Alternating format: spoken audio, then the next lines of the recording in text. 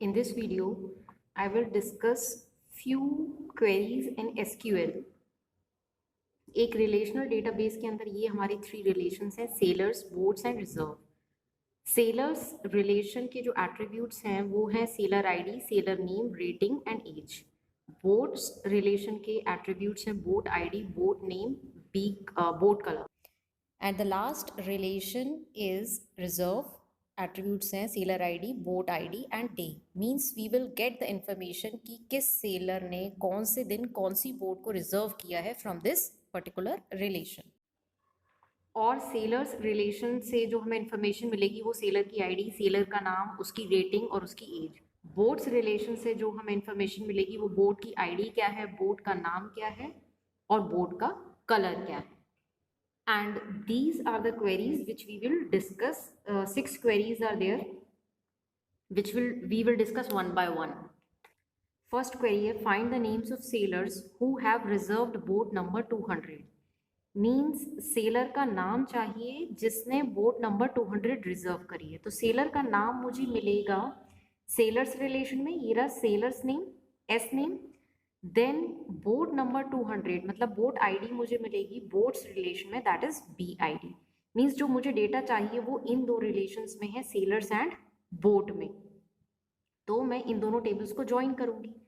But joining के लिए एक कंडीशन होती है कि एटलीस्ट कोई एक एट्रीब्यूट दोनों रिलेशंस में कॉमन हो. But here there is no attribute common, एक भी एट्रीब्यूट कॉमन नहीं है. लेकिन जो थर्ड रिलेशन है रिजर्व, उसमें और सेलर्स में कॉमन एट्रीब्यूट है एस आई डी. और जो बोट्स और रिजर्व में भी एक एक एट्रीब्यूट कॉमन है B I D, that is boat ID. Sailor का नाम मुझे सेलर्स रिलेशन से मिलेगा, एस नेम, और बोट आईडी मुझे मिल जाएगी रिजर्व रिलेशन से. बोट आईडी यहाँ पर भी है बोट्स रिलेशन में, लेकिन सेलर्स और बोट को हम ज्वाइन नहीं कर सकते क्योंकि कोई भी एक भी एट्रीब्यूट कॉमन नहीं है. तो मैं ज्वाइन करूंगी सेलर्स और रिजर्व को.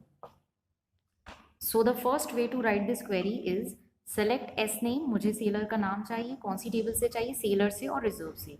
सेलर्स रिलेशन का मैं एक एलियास नेम दे रही हूँ, एक डुप्लीकेट नेम, और रिजर्व का मैंने एक एलियास नेम ले लिया R. मीन्स कि जहाँ पर भी सेलर्स और रिजर्व यूज होगा अब मैं वहाँ पर S और R लिख सकती हूँ. सेलर की और रिजर्व दोनों का कॉमन एट्रीब्यूट है एस आई डी. तो sailor dot S I D is equals to reserve dot S I D. और दूसरी कंडीशन क्या है कि बोट आईडी जो है 200 होनी चाहिए. तो मीन्स कि जिसकी बोट आईडी 200 है, सबसे पहले तो कार्टेशियन प्रोडक्ट होगा. जब भी कोई भी हम ज्वाइनिंग करते हैं, चाहे किसी भी टाइप की ज्वाइनिंग हो, तो कार्टेशियन प्रोडक्ट होता है. कार्टेशियन प्रोडक्ट में से हम अननेसेसरी अनवांटेड रोज रिमूव करेंगे इक्वल वाले कंडीशन से. मीन्स जो भी कॉमन रोज हैं दोनों में वो उसमें से आ जाएंगी, और फिर जिनकी बोट आईडी 200 है उसका नाम डिस्प्ले हो जाएगा. This is the one way to write this query. The second way to write the query is select from sailors S join. यहां पर मैंने कॉमा लगाया था, यहां पर लिखा है join word. Join reserve R.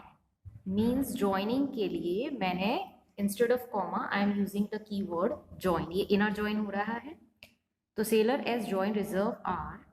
और कंडीशन क्या है, जब हम ज्वाइन करते हैं तो हम वेयर की जगह जो कंडीशन देंगे वो ऑन क्लॉज के साथ देंगे. तो on S dot S I D is equals to R dot S I D. अब हम एस आई डी को कैपिटल लिखें या स्मॉल लिखें, doesn't matter, because it is not a case sensitive language. अब इनर ज्वाइन, नेचुरल ज्वाइन, ये condition क्यों लगाई है, इन सबको समझने के लिए मेरी प्रीवियस वीडियोस आप चेक कर सकते हैं. इनर ज्वाइन की, natural join, Cartesian product etcetera. Select S name from sailors S, join reserve R on S. Sailors और रिजर्व का कॉमन एट्रीब्यूट पर हम ज्वाइनिंग कर रहे हैं, S I D. And sorry, here it will come and boat id is equals to 200. So these are the two ways in which I can write this query. Next query है, find the names of sailors who have reserved a red color boat. तो means sailor का जो name है, sailor name I will get from the sailors relation, that is S name. और color board, that is a board का color I will get from the boards relation. But since there is no attribute common in sailors and boats, I cannot join these two relations. तो मैं इसलिए sailors और reserve को join करूंगी SID से, और फिर रिजर्व और बोट्स को ज्वाइन करूंगी BID से. ठीक है, इन दोनों को ज्वाइन नहीं कर सकते हैं. सेलर्स और रिजर्व को दोनों को ज्वाइन करूंगी SID से, और रिजर्व और बोट्स को ज्वाइन करूंगी BID से. So let me write down the query. Select S name from sailors S, boats. मैं यहाँ पर वो सारी टेबल्स मेंशन करूँगी जो मुझे ज्वाइन करनी है. दैट इज तीनों टेबल्स को मुझे ज्वाइन करना है, और तीनों टेबल को इसलिए करना है क्योंकि सेलर और बोट में मेरा डेटा है, बट ज्वाइन नहीं कर सकते हैं. रिजर्व को हम दोनों से ज्वाइन कर सकते हैं. तो जैसे ही मैंने ये तीनों टेबल के नाम लिखे फ्रॉम क्लॉज के अंदर, तो कार्टेशियन प्रोडक्ट हो जाएगा. अब कार्टेशियन प्रोडक्ट का जो आउटपुट आया रिजल्टेंट टेबल में से मुझे एक्स्ट्रा टपल्स रिमूव करने हैं. उसके लिए मैं ये कंडीशन लगाऊंगी, ठीक है, या मैं ज्वाइन कर रही हूँ एक्स्ट्रा टपल्स रिमूव करने के लिए कि सेलर्स का SID किसके इक्वल है, रिजर्व के SID के. That is S.SID is equal to रिजर्व.SID. एंड अब मुझे ज्वाइन करना है रिजर्व और बोर्ड्स को. तो रिजर्व डॉट, दोनों में कॉमन एट्रीब्यूट कौन सा है, BID, that is boat ID. तो रिजर्व का BID is equals to boats का BID. इससे मेरे एक्स्ट्रा टपल्स रिमूव हो गए. रिजर्व का BID is equals to boats का BID, क्योंकि दोनों में कॉमन एट्रीब्यूट क्या है, BID, और सेलर्स और रिजर्व में कॉमन एट्रीब्यूट क्या है, SID. तो एक्स्ट्रा टपल्स रिमूव हो गए. अब इसमें से मुझे वो टपल्स चाहिए जिसका बोट कलर, तो एक और कंडीशन के लिए मैं एंड यूज करूंगी. एंड B कलर, एट्रीब्यूट का नाम है B कलर, तो B colour is equals to red. तो जिसका बोट कलर रेड है उस सेलर का नाम डिस्प्ले हो जाएगा. अब इसी क्वेरी के लिए मैं दूसरे तरीके से लिख सकती हूँ explicit query. That is select S name from sailors S, join reserve R. Sellers और रिजर्व को मैं एट्रीब्यूट पर ज्वाइन कर रही हूँ, वो मैं ऑन क्लॉज के साथ लिखूंगी. On S.SID is equals to R.SID. फिर सेलर्स और रिजर्व ज्वाइन हो गई. अब रिजर्व में एक बार लिख चुकी हूँ तो दो बार लिखेंगे. रिजर्व ऑलरेडी लिखा है, तो reserve join boats B on किस एट्रीब्यूट पर, R.BID is equals to B.BID. And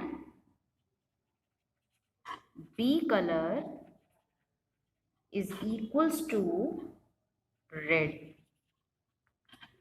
तो मीन्स जिस बोट का कलर रेड है उसका नेम डिस्प्ले हो जाएगा. और मैंने सेलर्स और रिजर्व को ज्वाइन करा है SID पर, रिजर्व और बोट्स को ज्वाइन करा है BID. इसमें हम किसी को भी पहले लिख सकते हैं, मतलब पहले मैंने रिजर्व और सेलर्स को ज्वाइन करा है, तो अगर आप पहले बोट्स और रिजर्व को ज्वाइन करेंगे फिर रिजर्व और सेलर्स को, तो कोई प्रॉब्लम नहीं है, उससे कोई फर्क नहीं पड़ेगा, बट रिजर्व एक बार लिखना है. Next query is find the age of sailor whose name begins and ends with A and has at least 3 characters. मतलब उस सेलर की एज मुझे पता करनी है जिसके नाम में फर्स्ट लेटर A है और लास्ट लेटर A है, और बीच में कोई भी लेटर्स हो सकते हैं, लेकिन कम से कम 3 लेटर्स होने चाहिए, एटलीस्ट 3 कैरेक्टर्स टोटल. तो इसमें मुझे सेलर की एज की ज़रूरत पड़ेगी और नाम की ज़रूरत पड़ेगी. तो एज और नेम दोनों एक ही टेबल में है, S नेम और age. In I can find the data in one table only, that is sailors. तो एक ही टेबल की ज़रूरत है, तो मुझे इसमें ज्वाइनिंग करने की ज़रूरत नहीं है. So let me write the query, बहुत सिंपल क्वेरी है। सिलेक्ट एज, एज मुझे डिस्प्ले करनी है, तो एज मैंने एट्रीब्यूट लिख दिया फ्रॉम, कौन सी टेबल से, एक ही टेबल की ज़रूरत है। और कंडीशन क्या है, कंडीशन ये है where S name like starting letter A ending letter A, कम से कम 3 कैरेक्टर्स होने चाहिए, तो 1 2 कैरेक्टर्स तो ये हो गए 1 2, थर्ड कैरेक्टर मैंने अंडरस्कोर लगा दिया। अब 3 के बाद 4 लेटर भी हो सकते हैं, 4 लेटर वर्ड भी हो सकता है, 5 लेटर वर्ड भी हो सकता है, तो I will use the percent sign. So this is the query for this question. अब लाइक कीवर्ड के क्या क्या रूल्स हैं, क्या किस तरीके से लिखते हैं, इसके लिए मेरा आप प्रीवियस वीडियोस जो मैंने लाइक कीवर्ड पर बनाई है वो आप देख सकते हो। Next query is find the age of youngest sailor for each rating level. मतलब हर रेटिंग लेवल के लिए मुझे यंगेस्ट सेलर चाहिए, मीन्स उसकी एज चाहिए। तो एज मुझे इस टेबल में मिलेगा, सेलर्स टेबल में, रेटिंग भी इसी टेबल में मिलेगी, सेलर्स टेबल में, तो दूसरी टेबल की ज़रूरत नहीं है, तो ज्वाइनिंग नहीं करेंगे। तो let me write the query for this. Select age, age में मुझे मिनिमम एज चाहिए, तो मिन में एक एग्रीगेट फंक्शन यूज करूंगी, select min age minimum age, that is the youngest sailor की एज आएगी। कौन सी टेबल से चाहिए, फ्रॉम सेलर्स, और हम ग्रुप्स बनाएंगे, तो ग्रुप बाय क्लॉज यूज करेंगे, ग्रुप बाय रेटिंग। बस ये query over. To understand this let me take an example. ये टेबल है सेलर्स टेबल SID, ये मैंने सेलर्स टेबल का डेटा ले लिया है इस क्वेरी को समझाने के लिए कि ये सेलर्स की ID है, नेम, रेटिंग और एज। सबसे पहले तो ग्रुप बाय रेटिंग, मतलब रेटिंग वाले कॉलम के अकॉर्डिंग ग्रुप्स बनेंगे। तो एक बनेगा A का ग्रुप, दूसरा बनेगा B का ग्रुप बाय रेटिंग। तो रेटिंग वाले कॉलम पर ग्रुप्स बन गए, A का एक ग्रुप बन गया, B का एक ग्रुप बन गया, उनकी करस्पॉन्डिंग एज ले ली। अब A के ग्रुप में एग्रीगेट फंक्शन अप्लाई होगा, minimum age, that is in दोनों में 47 और 50 में मिनिमम कौन सा है, 47, तो ये डिस्प्ले हो जाएगा। और B ग्रुप का सेकेंड ग्रुप में मिनिमम एज क्या है, 46, तो 46, the output will be 47 and 46। मतलब ये रेटिंग A की एज है मिनिमम, और ये रेटिंग B की एज है मिनिमम। नेक्स्ट क्वेरी है find average age of seller for each rating level that has at least 2 sellers.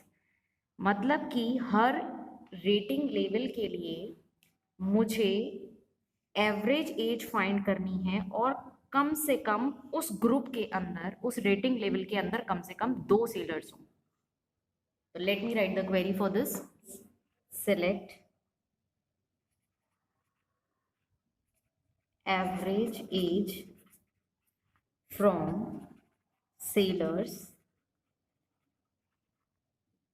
Group by हम इसलिए लगाएंगे क्योंकि ईच रेटिंग लेवल के लिए पूछा है, तो ग्रुप बाय किसके ग्रुप्स बनेंगे, रेटिंग के ग्रुप्स बनेंगे। और फिर एक और कंडीशन दे दी, और जब हम ग्रुप्स पर कंडीशन लगाते हैं तो हम लिखेंगे having count asterisk is less than और इक्वल्स टू 2। तो ये हमारी complete query. To make it understand I am taking an example. ये टेबल मैंने लिए है सेलर्स टेबल, इसमें ये वैल्यूज मैंने अभी लिखी हैं। नाउ सबसे पहले होगा ग्रुप बाय रेटिंग कॉलम के ग्रुप्स बनेंगे, तो ए का एक ग्रुप बन गया, दैट इज ए। उन तीनों की एज क्या है, 40, 34 एंड 37। इस तरीके से B का एक ग्रुप बनेगा और फिर C का एक ग्रुप बनेगा। B की एज है 48 एंड 50, C की है 48। नाउ वन ग्रुप, अब इस ग्रुप बाय रेटिंग ग्रुप्स तो बन गए, अब जिनका काउंट ग्रेटर देन और equals to, it is greater than और इक्वल्स टू 2। तो ये काउंट करेगा, ये है 3, ये है 2 सेलर्स और ये है 1, मतलब A रेटिंग के 3 सेलर्स हैं, B के 2 हैं और C के 1 हैं। तो कंडीशन ये दी है कि जिनका काउंटिंग ग्रेटर और इक्वल्स टू 2 है, तो ग्रेटर और इक्वल्स टू 2 ट्रू, ये भी ट्रू, मतलब ए और बी लेवल की एवरेज एज निकालेगा।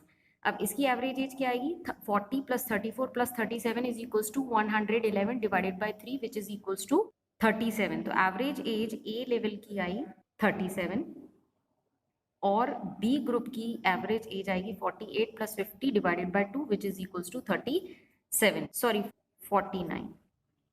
इसका आउटपुट आएगा 37 and 49। Now the last query is find the colour of boat reserved by Manoj. Means Manoj ने जो बोट रिजर्व करी है उसका कलर क्या है। तो मनोज जो है सेलर का नाम है, मुझे सेलर टेबल से मिलेगा एस नेम, और किस कलर की बोट उसने ऑर्डर करी है वो बी कलर मिलेगा जबकि मुझे बोट सेलर से।